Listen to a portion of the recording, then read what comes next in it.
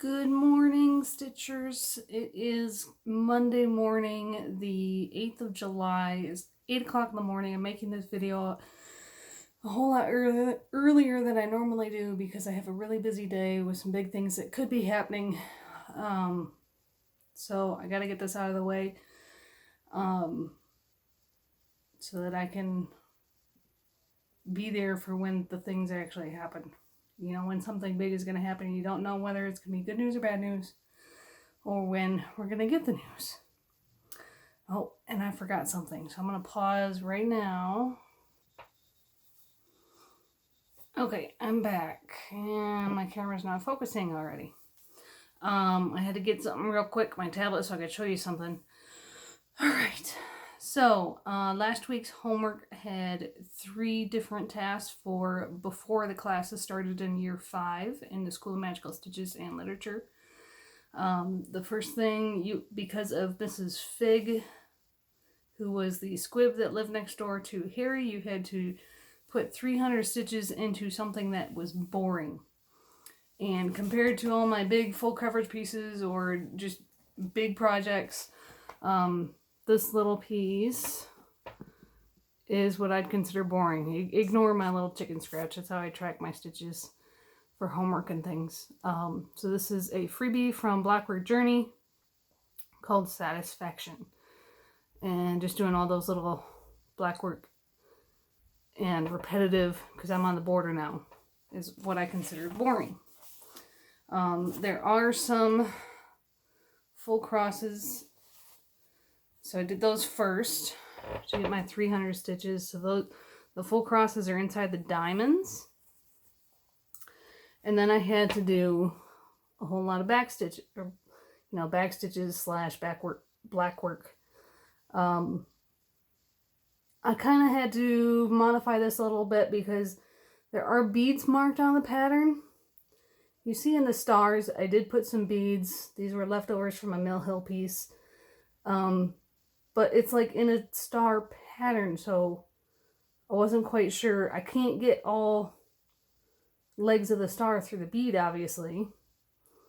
And the stitches are so long that the beads end up being loose. Let me see if I can focus better. So the beads are loose, you can see in those stars. They kind of move around a bit. There's more beads called for in the smaller stars that are blue outside that border, and I just decided to take those out, and I just made little eyelet stars. So I had 112 full crosses in the diamonds, and then the rest was all backstitch to get my 300 stitches. So that was that one. And then you had to work on a piece with no face. I can't remember why right now. I got so many things going on. Oh, for the Dementors. The Dementor attack on Harry. So I worked on Hogwarts travel poster. This is 10 stitches, so I had to double it and put in 600. I told you I was going to finish the sky, which I did. And then I outlined where that rock is. You can see there's a little bit more of the rock to go, and then I kept stitching until I hit the 600. And let's see. And then the third part of the homework I'm going to show you later on, and that was your oldest whip, or whip you hadn't worked on in 5 months. So that was Camelot, which is also my 90-day piece, so I'll show you that later. And then I started on some extra credit. I did a lot of extra credit. I've been wanting to work more on Guardian Angel to try to get her done. And I was in here in the cream / tan part of her dress. And I had all this to do with the mauve. I had most of the mauve done. I had only a little bit of the green done, and I hadn't touched the flowers. So, let's see. I did 500 for a piece with a feather on it because it's Order of the Phoenix. I did 500 on a piece with flowers on it for Aunt Petunia, which I did.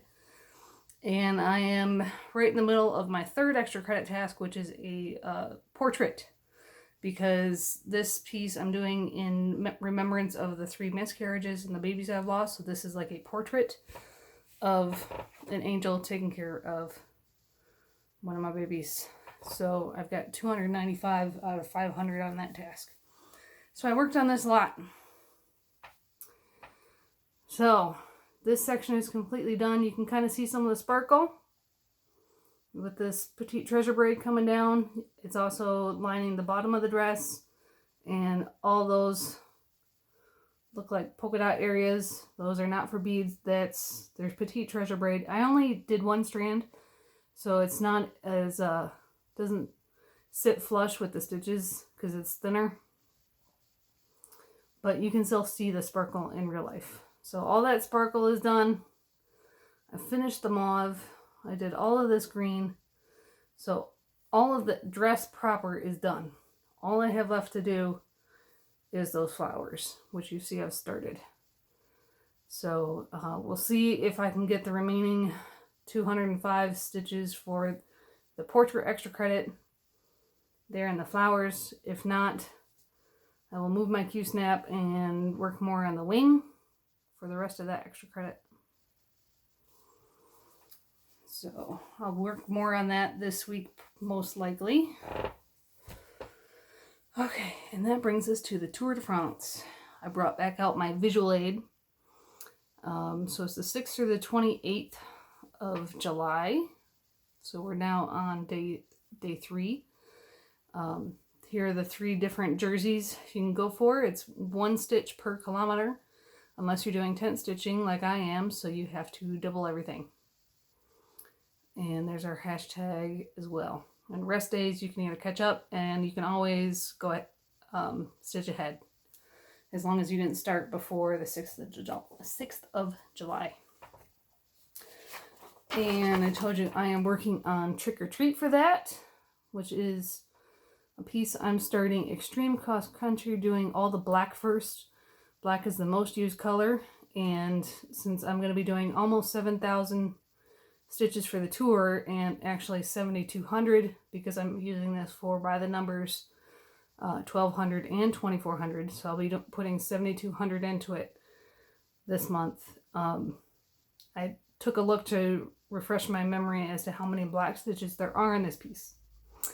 There are over 62,000 black stitches in this piece.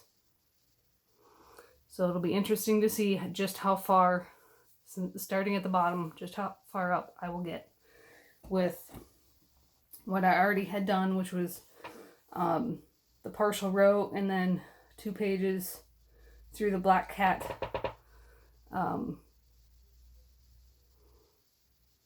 to see where I get.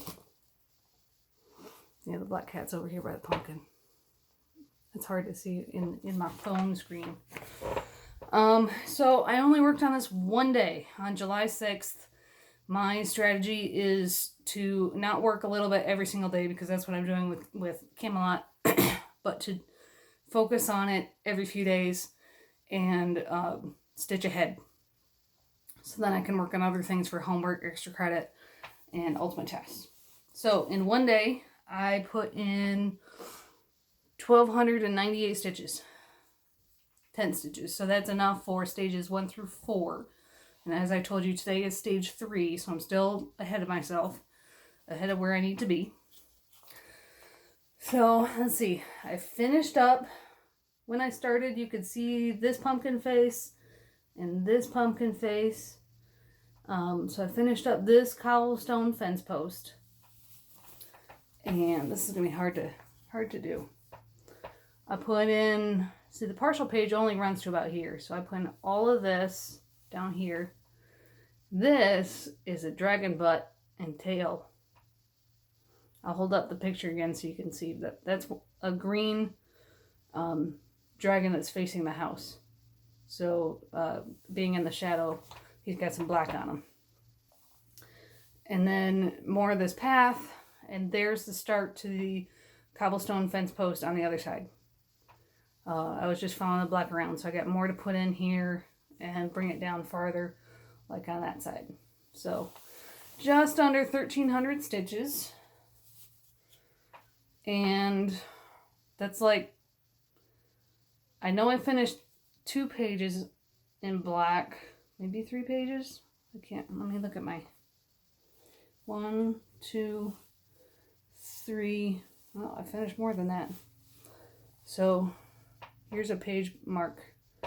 So there's 1 page, 2 pages, 3 pages, 4 pages. So I already made it through 4 pages because there's so little black in those 4 pages. And I'm on the 5th page. And then after I finish up the cobblestone, there will be more of the like wrought iron fence rails over here. So I'll get a good portion of black done there before I scroll up. So that's trick or treat.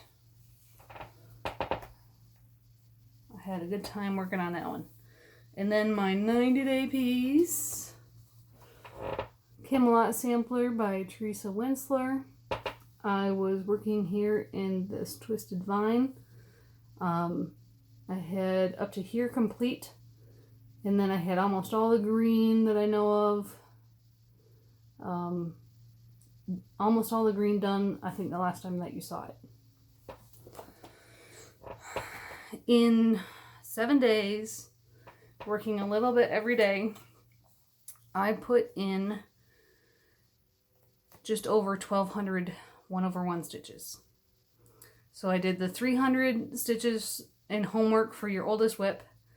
I did 500 stitches extra credit for a piece with the sphere or circle because of the Camelot medallion down there. And I'm sorry, my chair is squeaky. I started the ultimate task of Zabini's mom got married 7 times. Obviously, she was looking for true love for her soulmate, just like Arthur and Guinevere found in each other. So I've only got 400 towards that. I've got 600 more to go on that task. And so this is what 1,200 1/1 stitches looks like. So I finished the green. I put in all the gold crisscross stitches. And I've got 2 colors of blue done here. And then there's 2 colors of blue left in those spaces there. I've done those 2 colors all up until here. So up until here, that is done. I got this left. I don't know if that has 600 left for my ultimate task, but I shall see. In addition, this week's homework is number 12, Grimald Place. So using your whip list album, you can have 3 choices to work on 2. You can work on your first whip, whip number 1, whip number 2, or whip number 12. And put in 500 stitches each on 2 of the 3. Well, this is my whip number 1 because my whip list is arranged by oldest to newest. So I'll be doing 500 stitches on this. And because I have the ultimate task going on this part, I will jump up here to the sword for my homework. And I'll probably finish the sword block before I get the 500. And then, so I'll do the rest of them on Arthur. And do that homework. Finish this down here. And if I still need some more for that ultimate task, then I'll have a different start picture up here to work on them. So this is what you do when it's a focus piece. You make it fit with whatever. But I'll be working on it every single day. So that's where I'm at on Camelot. Alright, so plans. More on the Tour de France, of course. Oh, and the other part for homework. My second whip is Friends Forever by Ann Stokes. And then my 12th whip is the Hogwarts Travel Poster. So because this one has big blocks of color, and I can get through it very quickly, even though I have to double it for 10 stitches, I'm going to work on this one and Camelot for my homework. So I will put in 1,010 stitches on this one. I'll probably just keep coming down into the Great Lake here and put those stitches in, because that'll go fairly quickly.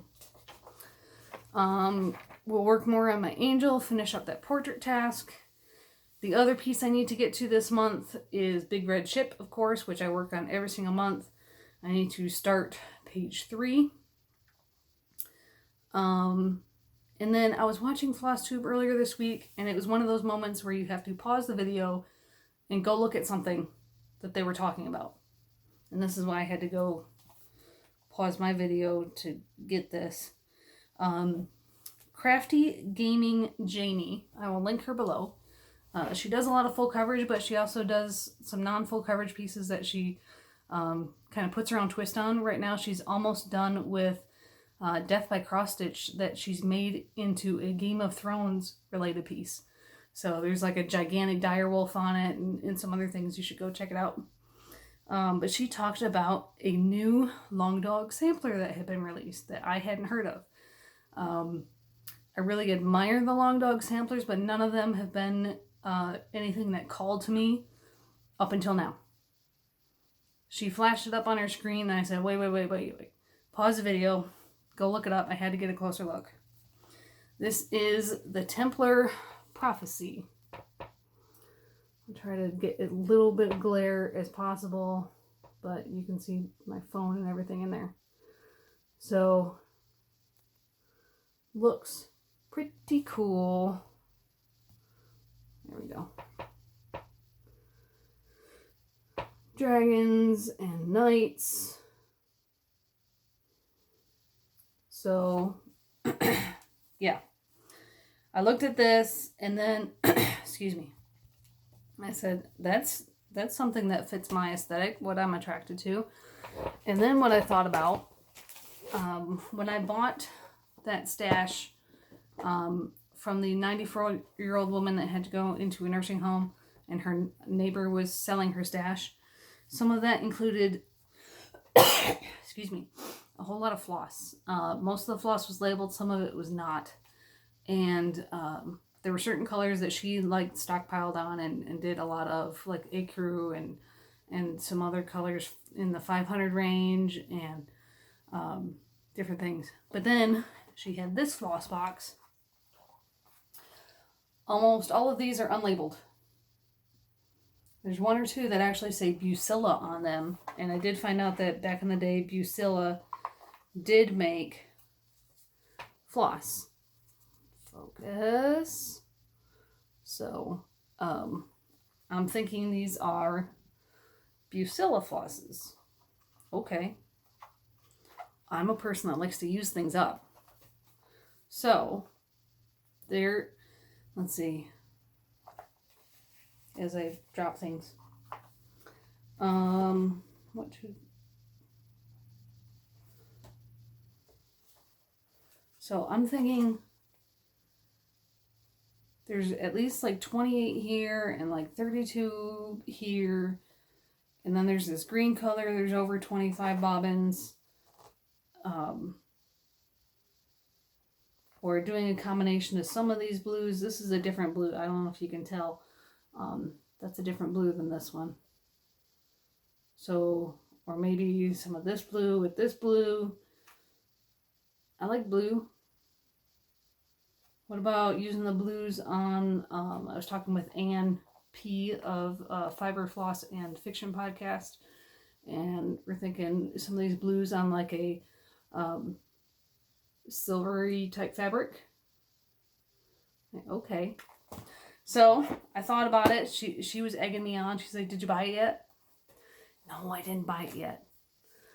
I need to motivate myself, right? I can't just start things just because I want. So Templar Prophecy by Long Dog Samplers will be my reward for finishing Camelot and Guardian Angel. These are my two finish goals that are left for this year. So once I finish them, I can start the Templar Prophecy. So I do have fabric on the way. It's something that even if I don't start Templar Prophecy, I can use the fabric for other things. it was also, it's Christmas in July week for 123 Stitch, so some of their Christmas things are on sale. So, of course, fabric couldn't travel alone, so I got a couple of small charts on that. One reason I'm filming early today is that we will be getting a house guest, I think for a little over a week. When we were on vacation, Hopper lived, or he went to visit a neighbor that lives on the next street over. She has bird experience. She also has a small bird. And so what we're doing is we're exchanging bird sitting. So their little conure will be coming over here this afternoon before they go on vacation tomorrow. So we will be taking care of Chippy. He's a green sheet conure.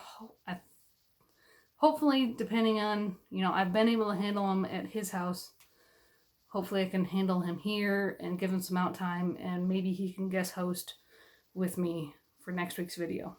But I need to find out when they're coming back home. So if you want to see Chippy, at least watch my Instagram stories and I'll try to put up a picture of him. So he'll be coming over today.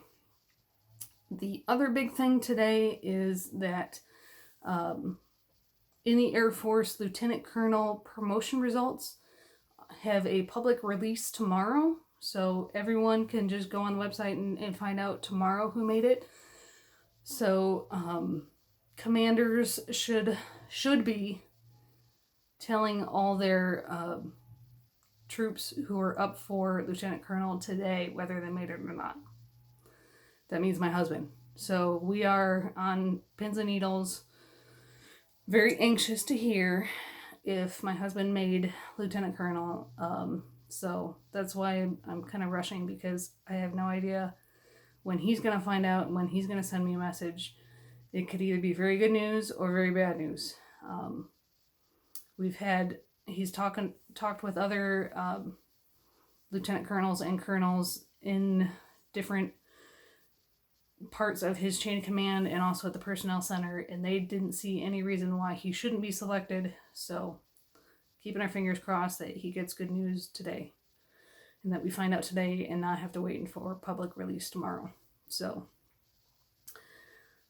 and let's see, right after I filmed last week, Michelle from Haid announced their new challenge is to do 10,000 stitches in a piece just before the end of the year, between now and just before the end of the year. So since I am doing over 7,000 stitches on Trick or Treat just this month, and I'm going to be working on it later this year around October time frame, I signed up to do the 10K challenge with this piece. So that is another thing that I'm tracking. And then lastly, I've been in the mood to do some actual sewing. So I don't know if I'm going to finish anything in the next week. Making some bags, be it bags with stitching on them as a way to finish an object, or like project bags, or just zipper pouch bags. My grandmother was a quilter primarily. Now I do have some of her floss and things because she did cross stitch a little bit, but she mostly quilted, and I have some of her cotton fabrics. Most of the ones I took were seasonal related, Halloween, Christmas, that kind of thing. So some of them I've used as backing for making pillow ornaments, flat folds, that kind of thing. But there's some other ones that just the size of the print and the type of the print didn't lend themselves to using as a back for a stitched item. So I'm thinking about using some of those prints to sew into either little gift bags or zipper pouch bags that I can use for small pieces. We'll see. I'm in this mood to use things up and also remember everything my grandmother used to have. So I've got this stitched ornament. This was a Lizzie Kate, I believe, for one of the Just Cross Stitch magazines, if I'm remembering correctly. And let me get this fabric so you can actually see it. The way that it's folded. Thinking that print would look good with that one. as a little pillow. So that's one that I've got paired up. Last year I finished this one. This is out of a Just Cross Stitch Halloween issue within the last few years. This fabric is 18 count Davos. It is an even weave. It is not Aida. And I bought this little piece from 123 Stitch to see if it was dyeable. And it is. As you can see, I dyed it this tan color. And then to see if I stitched on it. I do think I would like it, but probably in a bigger piece. It was just hard to, you know, stitch in hand because it was too small to put on a frame. But just a funny little piece, and I'm thinking something fun like that would go well with it to make into a pillow ornament. So that's a possibility. And then I talked about Sue, the 94-year-old woman whose stuff I bought that included some finished pieces. Some of them I shared with Julie and took to her store Reflections for other people to grab anything they wanted. There were a couple pieces that I kept, and I haven't done anything with them yet. There's this one. It is a little dirty. It's got a couple rust spots. I need to wash it and see if I can get those out. But I thought this was really cute. And then as a companion piece, there's cows. Cows and pigs. So I have something that I could finish them in together, like a little wooden thing from Hobby Lobby. Or should I put these and make them into bags with a stitch piece in the center? I don't have any fabric, but I could easily go to Joann's or Hobby Lobby and look for some sort of country print to finish those. So the cow is a little, you know, there's some discoloration in the Holstein cow and some more spots. So I need to wash these, see if I can get those spots to come out. But even if not, you know, I don't need to show that much fabric if I sew it into a bag or even fold it around a piece to put in a frame. So those are a couple of pieces, a couple of ideas, plus the rest of the cotton prints that I have to make into bags. We'll see what happens. There's some other larger stitch finishes that I have where I could stitch it into a bag, a project bag or a little tote bag. So we'll see how motivated I get this week.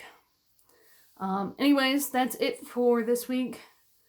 I hope you guys all have a wonderful week, and I will see you later. Bye, guys.